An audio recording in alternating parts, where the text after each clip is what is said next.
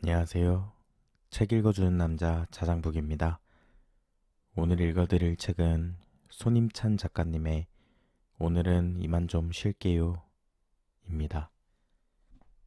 가까운 관계일수록 크게 된다. 사랑하는 사람끼리 다툼이 끊이지 않는 이유는 몸과 마음이 가까운 만큼 사소한 생각까지 충돌하기 때문이다. 가장 친한 친구와도 작은 다툼으로 한순간에 틀어진다. 화해하여 관계를 회복하면 다행이지만 까딱하면 영영 돌이킬 수 없는 사이가 된다. 슬프지만 그것이 인간관계의 현실이다. 굳은 가족은 특히나 갈등이 끊어지지 않는 관계이다.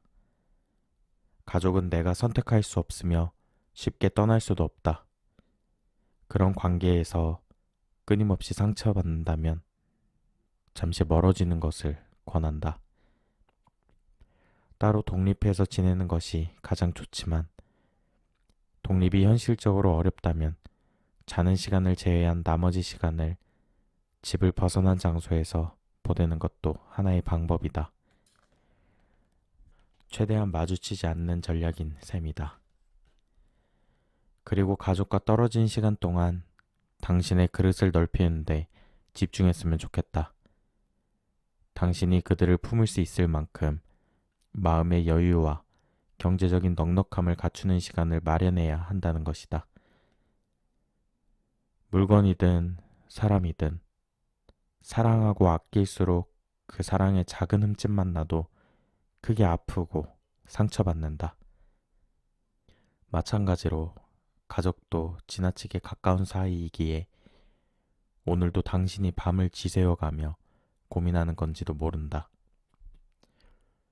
미우면서도 사랑하고 사랑하면서도 미운 관계들, 가족을 비롯해 친구, 연인, 친인척, 이웃 등 다양한 관계 안에서 서로 배려하고 잘못을 바로잡기 위해 함께 노력하는 것은 소중하고 의미 있는 일이다.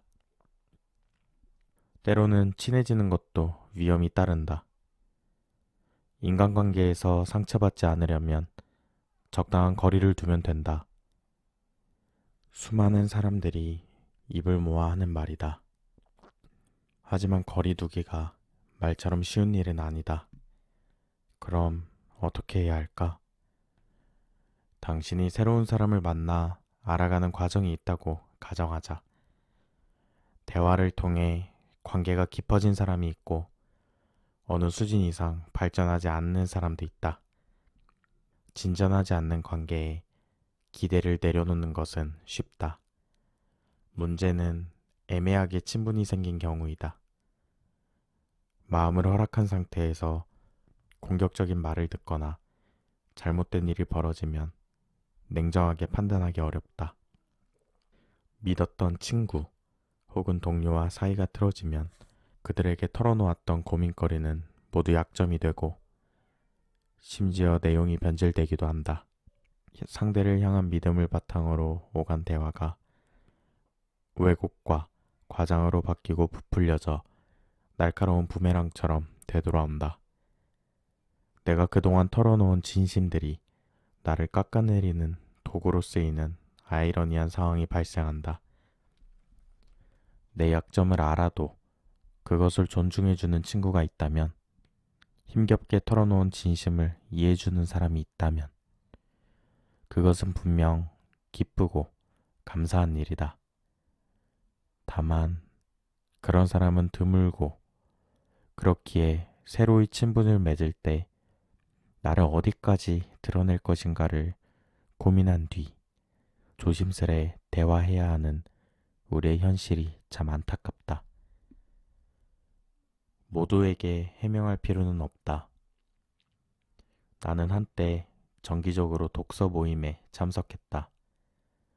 친구들을 만나도 늘 비슷한 이야기만 나눈다는 아쉬움이 있었고 나를 색다른 시선으로 바라볼 수 있는 사람이 필요했기 때문이다.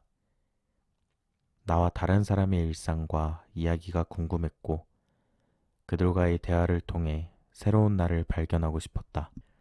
독서 모임에서는 참가자들과 자유롭게 생각을 나눴는데 이따금 토론을 하다 보면 이 사람 참 괜찮다 라는 생각이 들 때가 있어 즐거웠다. 타인의 생각에 단편을 듣는 건 한편의 글을 읽는 것과 같았고 그 사람의 삶을 엿보는 건 한 권의 책을 읽는 것과 같았다. 물론 유쾌한 일만 있는 건 아니었다. 이야기의 결말이 매번 동화 같은 해피엔딩으로 끝나지 않는 것처럼 말이다. 누군가는 나의 가치관을 부정적인 시선으로 바라보았고 다른 누군가는 나의 일부만 보고 편견을 가졌다. 관계가 틀어지는 건 한순간이었다. 그렇게 되면 그 사람과는 더 깊이 알기도 전에 멀어지는 일이 발생한다. 친분을 나누는 기준은 그 사람의 됨됨이가 아니라 내 편이냐 아니냐 하는 1차원적인 판단이 된다.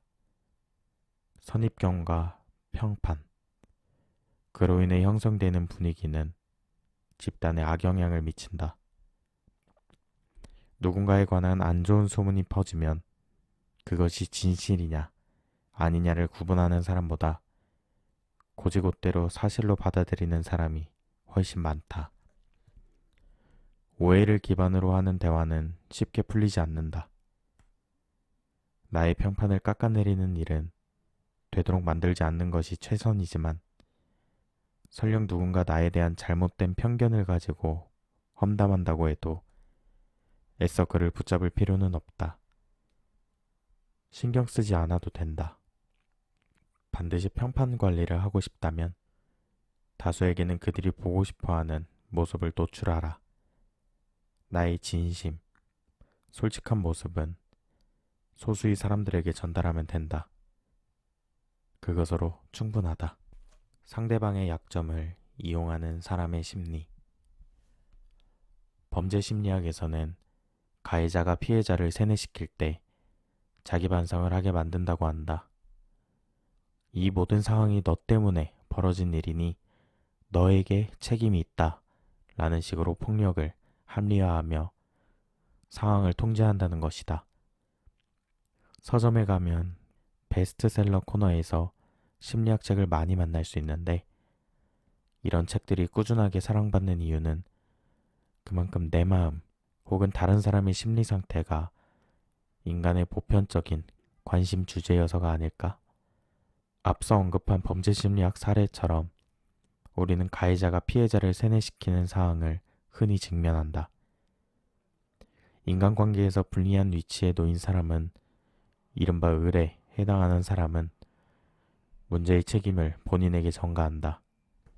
쌍방의 문제거나 가해자의 결함으로 발생한 일인데도 피해자는 자신의 잘못이라며 스스로를 몰아붙인다.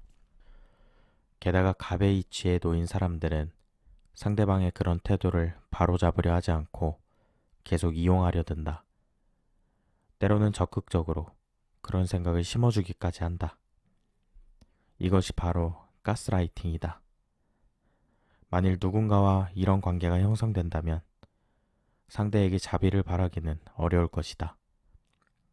당신이 굽히고 참을수록 그는 자신감을 얻고 기고만장해지기 때문이다.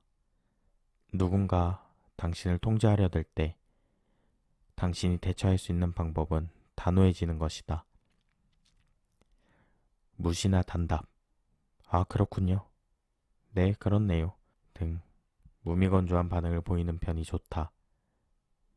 반응하지 않으면 상대는 당신에게 흥미를 잃을 것이다. 상대가 아무리 당신에게 문제의 책임을 전가한다 해도 스스로 잘못했다고 생각하지 말고 자책하지 마라. 그 사람의 말을 대충 듣고 흘려보내서 나에게 아무런 영향력도 갖지 못하게 해야 한다. 누군가 나보다 우위에 있는 것 같다고 생각해서 겁내지 마라. 성별과 지위, 나이를 막론해 모든 인간은 평등하다. 친구도, 연인도 모두 동등함을 전제로 관계를 맺어야 한다. 상대가 나보다 어리다고 부대접해서는 안 되고 나이가 많다고 무조건 대접할 일도 아니다. 서로 배울 점은 배우고 고칠 부분은 고치며 함께 맞춰가는 것이 관계의 기본이라 믿는다. 다른 사람의 하이라이트 씬과 비교하지 말 것. 세상에서 가장 쓸데없는 감정 낭비가 자신과 남을 비교하는 것이다. 물론 나 또한 이따금 타인과 나를 비교하며 열등감을 느끼지만 그런 비교는 현재 위치에서 더 분발할 수 있는 동력으로 삼는 수준에서 그치지 그 이상으로 넘어가진 않는다. 비교가 과하면 자책이 심해져 상처받고 괴로울 뿐이다. 그리고 남들과의 비교가 무의미한 가장 큰 이유는 당신이 선망하는 타인의 모습이 그 사람의 하이라이트 씬이기 때문이다. 정교하게 계산된 각도와 구도로 찍은 보정까지 더한 사진 속 타인의 모습과 평소 나의 초췌한 모습을 비교하는 것은 애초에 잘못된 일이다. 그리고 모순적이게도 인간은 자신에게 없는 것을 부러워하면서 산다. 남과 나를 저울질하면서 혼자 상처받지 말고 오늘 내가 일구어낸 일에 감사하며 그것들을 사랑하는 연습을 하자. 다른 사람을 부러워한다는 것은 당신이 그가 가진 어떤 특성을 동경한다는 것이다. 그 사람이 되길 원하는 것이 아니므로 그 특성을 추구하고 자신만의 개성으로 녹여내면 된다. 밑바닥에 있는 사람에겐 올라갈 일만 남았다. 어느 정도 올라간 사람은 그 상태를 유지하기만 하면 된다. 받아들이기에 따라 쉬울 수도 있고 어려울 수도 있겠지만 어차피 나아가야 한다면 스스로가 믿는 그 길을 천천히 나아가자. 그리고 내가 가진 것을 어떻게 활용할지 고민하는 편이 누군가를 부러워하는 일보다 훨씬 더욱 생산적이지 않을까? 걱정하는 척 참견하는 사람을 대처하는 방법. 20대 초반 내 손에 쥐어진 건 아무것도 없었다. 아무리 주먹을 쥐어도 모래알처럼 빠져나갔다. 그때까지만 해도 내가 누군가는 허황된 일이라고 말하는 작가를 꿈꾸게 될 줄은 아무도 예상하지 못했다. 나 역시 스스로가 너무 보잘것없이 느껴져 작가가 되겠다고 남들한테 말하지 못했다. 대신 아무도 없는 학교 도서관에서 언어를 수집해가며 선한 영향력을 발휘하는 작가의 꿈을 다졌다.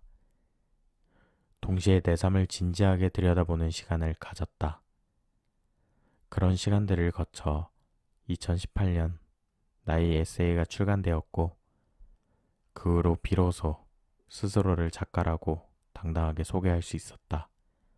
정말로 꿈을 이룰 줄 몰랐으니 숨기기도 했지만 당시에는 주변에 내 꿈을 알리는 일이 무척이나 두려웠다.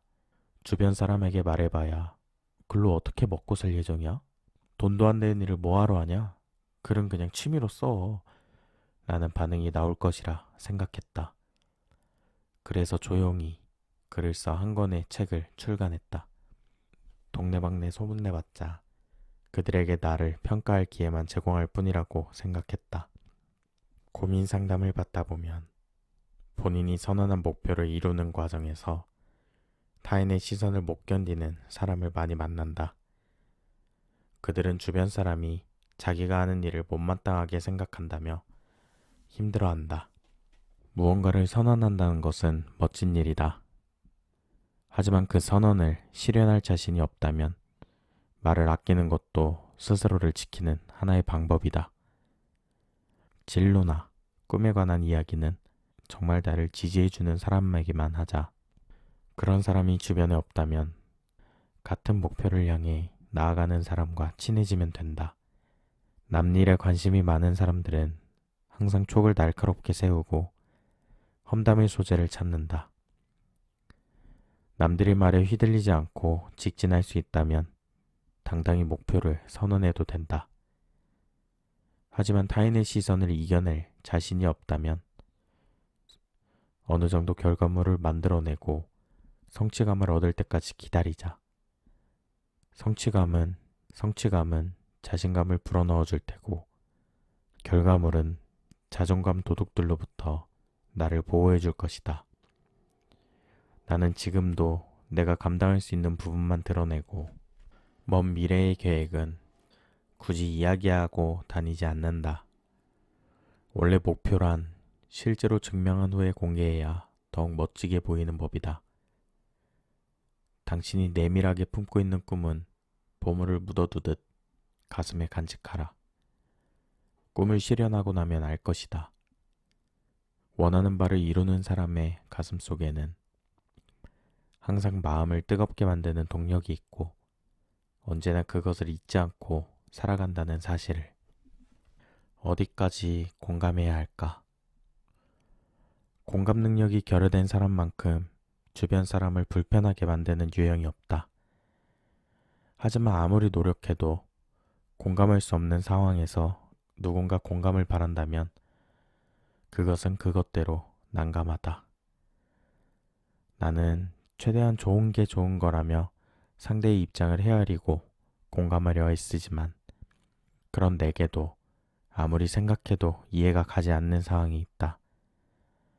그럴 때는 솔직하게 그건 아닌 것 같다 라고 말해야 할지 혹은 일단 이해한다고 말한 뒤 내 생각을 전해야 할지 고민이 된다. 특히 고민 상담을 하다 보면 조언을 얻으려 하기보다는 그저 내 이야기 좀 들어주세요 라는 의도를 풍기는 사람이 꽤 많다. 결국 자신이 생각에 전적으로 동의해달라는 뜻이다.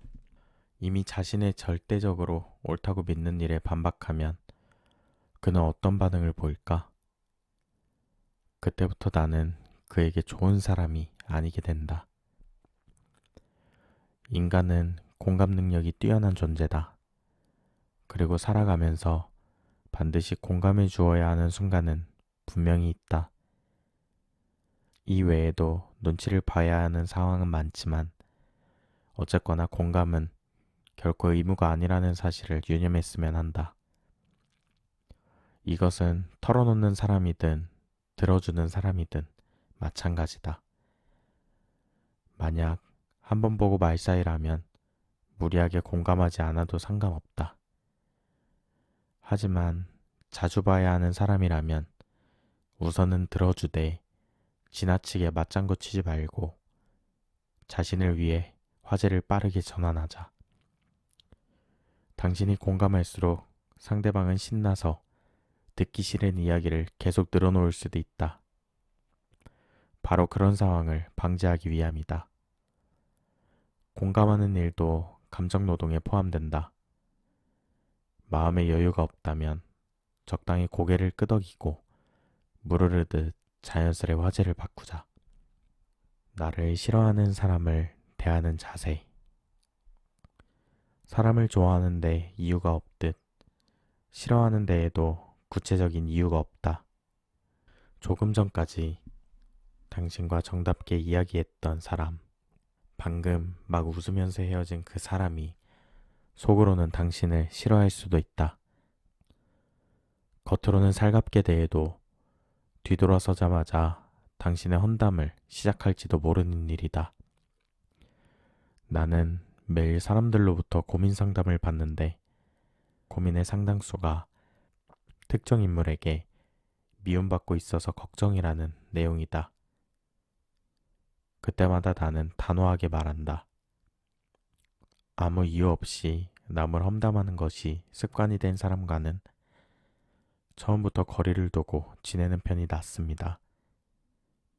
뒤늦게 알았으면 그때부터 거리를 두고요. 몸도 마음도 최대한 멀리하는 것이 좋아요. 쌈딱이 될 것이 아닌 이상 말이죠. 나를 싫어하는 사람에게 잘 보이려고 노력해봤자 상처만 받을 뿐. 얻을 것은 아무것도 없다. 당신이 모든 사람을 사랑할 수 없듯이 모든 사람으로부터 사랑받을 수 있을 거라는 기대를 버려야 한다. 나를 잃어버리면서까지 나를 사랑하는 사람에게 신경을 쏟을 필요가 없다. 최대 수명 120세를 바라보는 시대인데 내 소중한 이들에게 집중하기에도 에너지가 모자라지 않은가. 다만 나와 엇갈린 사람을 통해 나에게 어떤 문제가 있는지 배울 수 있고 어떤 사람과 안 맞는지 깨달을 수 있다. 물론 이유 없이 나를 싫어하는 사람은 거르는 편이 좋다. 단 제3자의 귀를 막아주는 사람은 없으니 오해가 있다면 그들에게는 당신이 직접 해명해야 할 것이다. 내 마음대로 할 수 없는 것이 인간관계지만 반대로 원하는 대로 만들어갈 수 있는 것 또한 인간관계다. 이런저런 과정을 거치다 보면 결국 남을 사람은 남는다.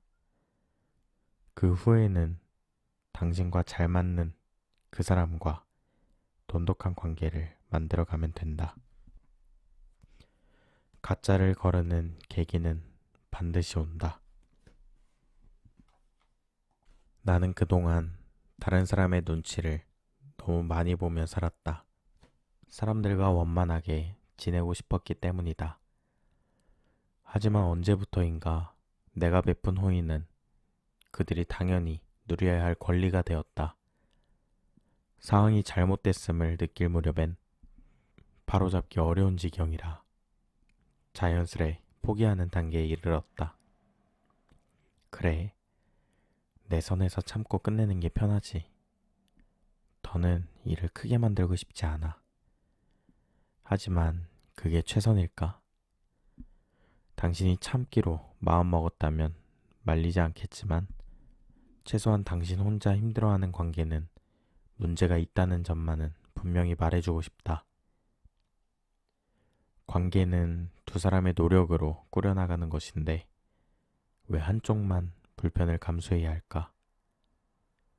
베풀 만큼 베풀었고 참을 만큼 참았는데도 상대가 변하지 않는다면 혼자 전전긍긍하기보다는 정리하는 편이 낫다. 대화를 시도해도 일방통행일 뿐 이해와 존중을 받지 못한다면 그런 사람 때문에 감정을 낭비하지 않았으면 한다. 그와 의도적으로 거리를 두거나 관계를 끊는다 해서 스스로를 나쁜 사람으로 몰아갈 필요도 없고 타인도 당신을 비난할 자격이 없다. 잘못한 쪽은 오히려 당신이 상처투성이가 될 때까지 방관한 그 사람이다. 변하지 않을 관계를 끈질기게 붙잡고 있는 것만큼이나 미련한 행동은 없다.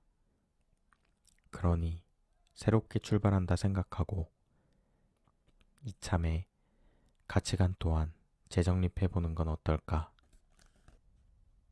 내 삶을 지켜준 사람들. 고속버스를 타고 출퇴근을 하던 첫 직장생활 시절 나는 버스에서 내리기 전에 기사님에게 항상 감사하다고 말했다. 고속버스 사고 소식이 뉴스에 심심찮게 등장하는 가운데 반년이 넘는 기간을 내가 사고 없이 다닐 수 있도록 안전하게 운전해 주었기 때문이다. 기사님은 그저 자신의 일을 했을 뿐이지만 내 일상이 그분들의 노력 덕분에 지켜지는구나 싶어 감사했다. 타인의 노력이 없다면 나는 몸도 마음도 지금처럼 성하지 않고 훨씬 불편한 삶을 살았을 것이다. 이 세상에 당연한 것은 없다. 내 삶이 안전하게 유지되는 이유는 공기와도 같은 익숙한 환경이 늘 그 자리에 있기 때문이다. 그러니 감사한 마음을 가지는 게 옳다. 나를 항상 지지해주고 곁에 있어주는 사람들은 또 얼마나 소중한가. 평생 함께할 거라 믿었던 사람이 갑자기 세상을 떠났다는 소식을 들으면 그들의 존재가 결코 당연하지 않았음을 새삼 깨닫는다. 만약 쑥스럽다는 이유로 혹은 괜한 자존심 때문에 표현하지 못한 마음이 있다면 용기를 내어 한마디라도 전했으면 한다. 아침에 집을 나서기 전 밥상을 차려주시는 부모님에게 잘 먹었다는 간단한 인사말이라도 좋다. 힘든 일을 겪은 친구에게 안부를 물으며 힘이 되는 말 한마디를 건네거나 오늘도 사랑한다는 고백으로 연인과 하루를 시작해보자. 그들도 당신이 눈치채지 못하는 사이 그런 표현을 해왔을 것이다. 표현 방식은 관계에 따라 다를지도 모른다. 그런데 잘 생각해보면 그 속뜻은 당신을 소중히 여긴다는 하나의 메시지로 통일될 것이다. 내 사람을 구분하는 방법. 인간관계에서 일어나는 갈등이 무서운 이유는 뭘까? 서로 다투고 등을 돌린 순간부터 편가르기를 시작하고 상대방에 관한 과장된 소문과 험담을 걷잡을 수 없이 키워 옮기기 때문이다. 남의 험담만큼 재미있는 이야기거리가 없으며 험담하는 사람들에게 소문의 사실 여부는 중요하지 않다. 반면 사실 여부가 밝혀지기 전까지 함부로 말하지 않거나 당사자에게 직접 어떻게 된 일이냐고 물어보는 사람도 있다. 가까운 사이가 아니라면 언급을 자제하고 그 사람을 피하면 되고 나를 믿어줄 사람이라는 확신이 든다면 그에게라도 해명하면 된다.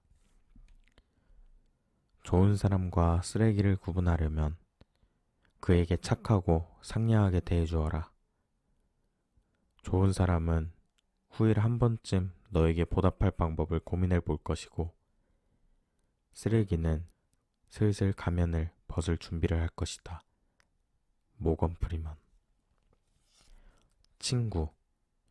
내가 선택한 가족. 친구라는 이름에 탈을 쓰고 이 관계를 악용하는 사람이 생각보다 많다는 사실이 놀랍다.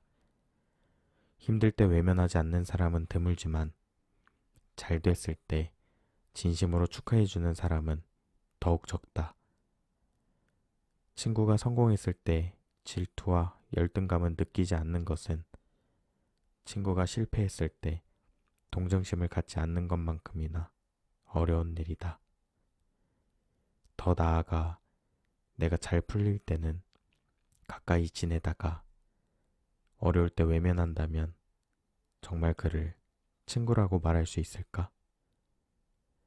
단지 이야기를 들어주는 사람이 필요해서 연락을 이어가거나 친구를 어떤 목적을 달성하기 위한 수단으로 생각한다면 그건 친구가 아니라 감정 쓰레기통에 불과하다. 힘들다고 말했을 때 무슨 일 있냐며 바로 전화해주거나 달려오는 사람. 나에 관한 안 좋은 소문이 돌 때 내게 사실 여부를 반드시 확인하는 사람. 솔직한 심정을 말할 수 있고 의견 차이를 인정하며 서로를 진심으로 존중할 줄 아는 관계가 진정한 우정이다. 혹자는 환경이 바뀌어 몸이 멀어지면 마음에도 거리가 생기지 않냐고 반문한다. 당연한 얘기다. 하지만 다시 만났을 때 어색함이 오래가지 않고 금방 편안함을 느끼는 사이. 침묵마저도 대화 같은 사이. 자주 연락하지 않아도 그동안 쌓인 이야기를 풀며 밤새도록 이야기할 수 있는 사이가 친구다. 나는 친구는 내가 선택한 가족이라는 말을 좋아한다. 함께 있을 때 불안하지 않고 평온한 사람은 그 자체로 휴식이다.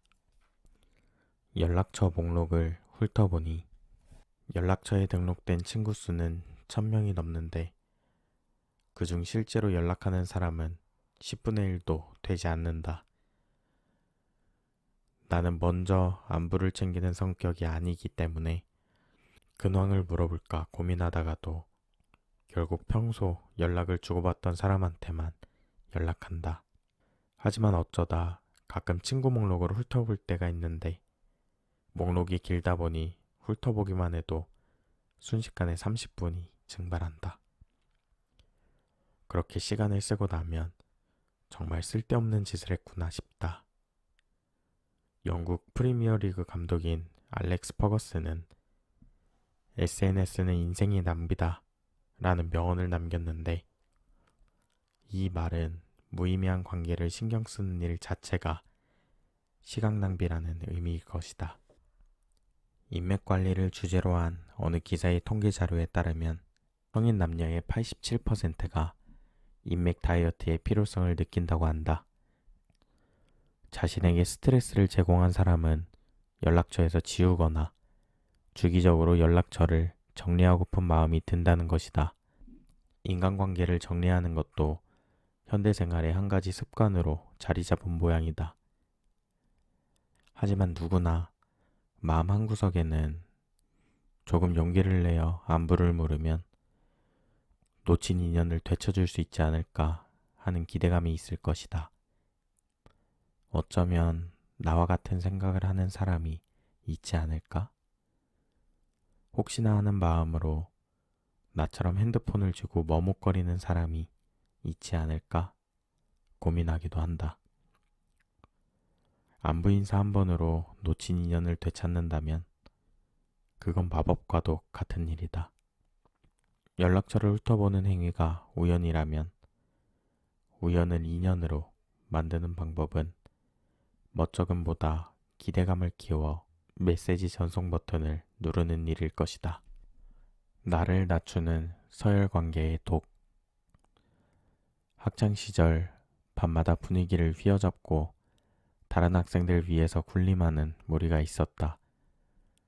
그 무리에 속하고 싶어서 자신을 낮추고 을이 되길 자처하는 친구들까지 있었다. 이런 학교 풍경은 예나 지금이나 비슷해 보인다. 앞으로도 서열을 정리하고 서로의 계급을 나누는 집단 문화는 쉽게 사라지지 않을 것 같다. 나 역시 학창 시절에는 그런 계급 구조가 신경 쓰였다. 학교의 울타리를 벗어나면 조금 달라질까 싶었지만 사회에 나온 후로도 권력 다툼을 하고 서열을 정리하는 사람들이 자주 눈에 들어왔다. 우리의 DNA에 권력을 쟁취하고 경쟁하려는 습성이 생겨져 있다면 어쩔 수 없는 일인지도 모른다. 그러나 문제는 서열이 한번 정해지면 무례한 언행을 일삼고 선을 넘어도 모두가 대수롭지 않게 여긴다는 점이다. 서열이 낮은 사람이 이의제기를 하면 우리 사이에 그 정도 장난은 칠 수 있지 라는 식으로 넘기거나 소위 진지충으로 낙인을 찍으며 분위기를 망치는 사람으로 몰아세운다. 나아가 친절한 사람은 만만한 사람으로 보고 가까울수록 함부로 대한다. 언제부터 자신의 소신을 밝히는 사람이 진지충이 되었을까? 집단 내 영향력이 크거나 자신이 동경하는 사람의 말은 긍정적으로 해석하지만 내가 하찮게 취급하는 사람의 말은 부정적으로 바라본다. 그런 분위기 속에서는 화를 내는 사람만 이상한 사람이 된다. 그리고 우린 가까운 사이니까 혹은 불쾌하면 진작 말하지 그랬어 라는 가벼운 논리로 상황이 무마된다. 이런 식의 언행은 한 사람의 표현의 자유를 억압할 뿐만 아니라 당하는 사람의 내면에 씻을 수 없는 상처를 남긴다. 물건은 이용하고 사람은 사랑하라. 반대로 하지 마라. 존 파웰. 뒷말하는 사람들을 일일이 상대해야 할까? 타인을 험담하는 사람의 심리는 다음과 같다. 1. 다른 사람이 잘 되는 모습을 보니 배가 아프다. 내 밑으로 깎아내려 우월감을 느끼고 싶다. 2. 나보다 열등하다고 생각한 사람이 나보다 앞서 나가 위기의식을 느낀다. 3. 내가 인정한 적 없는 사람이라 믿을 수가 없다. 4. 그냥 이유 없이 마음에 들지 않는다.